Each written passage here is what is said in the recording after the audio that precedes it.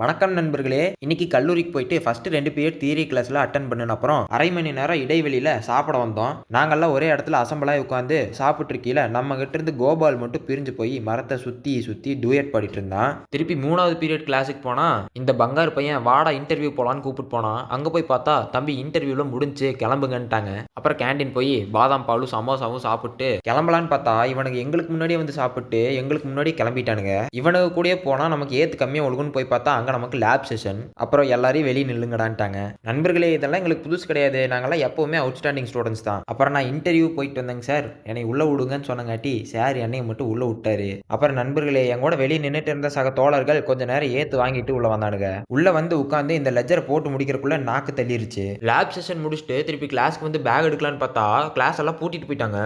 அப்புறம் எப்படியோ அந்த அக்காவை கண்டுபிடிச்சு சாவி வாங்கிட்டேன். கிளாஸ்க்குள்ள பேக் மட்டும் இருந்தா பரவாயில்லன்னு விட்டுறலாம். ஆனா நம்ம பேக்குள்ள தான் வண்டி சாவி இருக்கு. ஒரு வழியா நண்பர்களே எப்படியோ கஷ்டப்பட்டு என்னோட பேகை மீட்டுட்டேன். அப்புறம் எல்லாரும் ஒரே இடத்துல ஒன்று கூடுன அப்புறம் எல்லாத்துக்கும் போயிட்டு வரேன்னு சொல்லிட்டு அனாதையும் நிற்கிற நம்ம வாகனத்தை எடுத்துட்டு வீட்டுக்கு வந்துட்டேன். வந்து கொஞ்சம் முட்டை சப்பாத்தி சாப்பிட்டு வயலுக்கு வந்து அருக்காணிக்கு மேவ எடுத்துட்டு சலூனுக்கு ஹேர் கட் பண்ண வந்துட்டேன். நண்பர்களே, நாளைக்கு நான் ஒருத்தங்களை மீட் பண்ண போறேன். அவங்க நம்மளை பார்த்தோன்னே ரிஜெக்ட் பண்ணிடக்கூடாதுங்கிறக்காக தான் இன்னைக்கு நான் ஹேர் கட் பண்ண வந்திருக்கேன். அப்புறம் பர்சனல் ஒர்க்கை கொஞ்சம் வெளியே போயிட்டு வந்தனால ட்ரேட் எடுக்கல. அப்புறம் வீட்டுக்கு வந்து சாப்பிட்டு தூங்க போயிட்டேன். தொடர்ந்து இணைப்பில் இருங்க நண்பர்களே. நாளை சந்திப்போம்.